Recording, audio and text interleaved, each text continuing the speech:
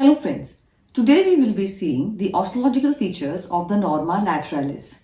Herein we will be seeing three important features which lie in the depth of the lateral view, and those are the infratemporal fossa, the pterygomaxillary fissure and pterygopalatine fossa. Now what we are seeing here is the norma lateralis, and this space here is the infratemporal fossa. So in order to see the boundaries of the infratemporal fossa, let us just remove the mandible and have a clearer view. So this infratemporal fossa is an irregular space just below the zygomatic arch, a space below the zygomatic arch. And when we talk of boundaries, we talk of anterior wall, a medial wall, a lateral wall, and a superior wall or a roof.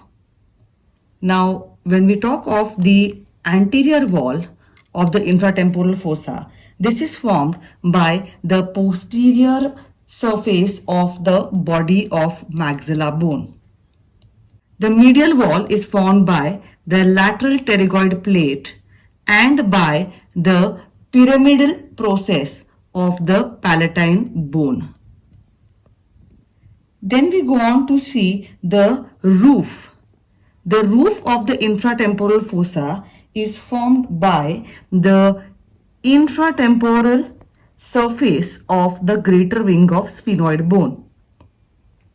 And the lateral wall of the infratemporal fossa is formed by the ramus of the mandible. So if we put the mandible back in place, it is this inner surface of the ramus of mandible which forms the lateral boundary of the infratemporal fossa. So this area here is the infratemporal fossa. When we talk of contents of the infratemporal fossa, the muscles that are seen here are the lateral and medial pterygoid muscles and the temporalis muscle. Arteries are the maxillary artery, the first and the second part of the maxillary artery with its branches, the posterior superior alveolar branch of the third part of maxillary artery. Veins seen here are the maxillary vein, the pterygoid plexus of veins, and the posterior superior alveolar vein.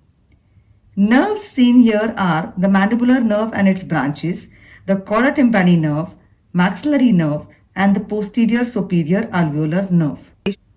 Some more features seen here. The anterior wall of the infratemporal fossa shows 2 to 3 perforations for the posterior superior alveolar nerve and vessels.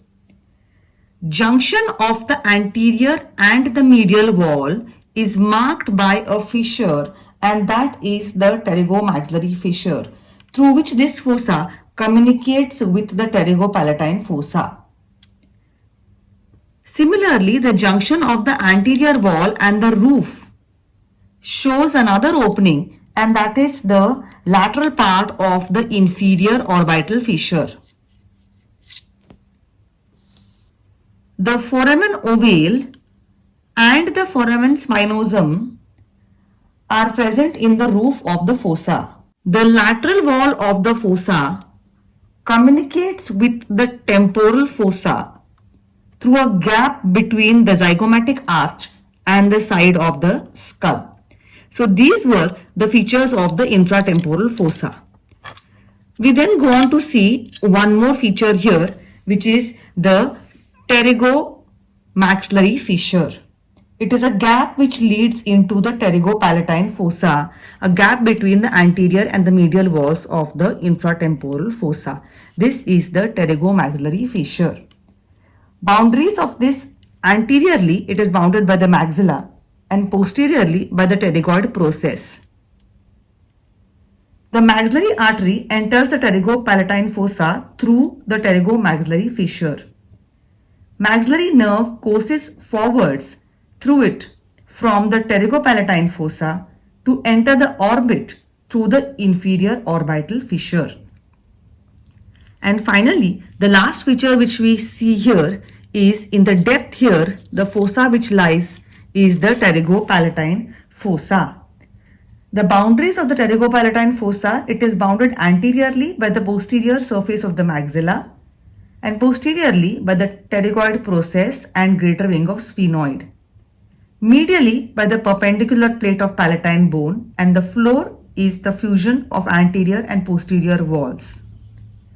Communications of the pterygopalatine fossa are important.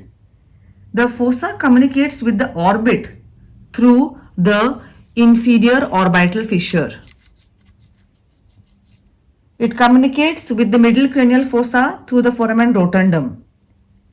It communicates with the infratemporal fossa through the pterygomaxillary fissure. It communicates with the nasal cavity through the palatovaginal canal and sphenopalatine foramen. And it communicates with foramen lacerum through the pterygoid canal.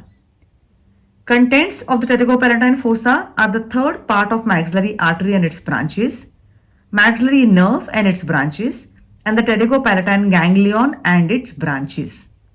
Thus, we have seen three important deep-seated features here in the lateral view. One is the infratemporal fossa, second was the pterygomaxillary fissure, and third was the pterygopalatine fossa. Thank you.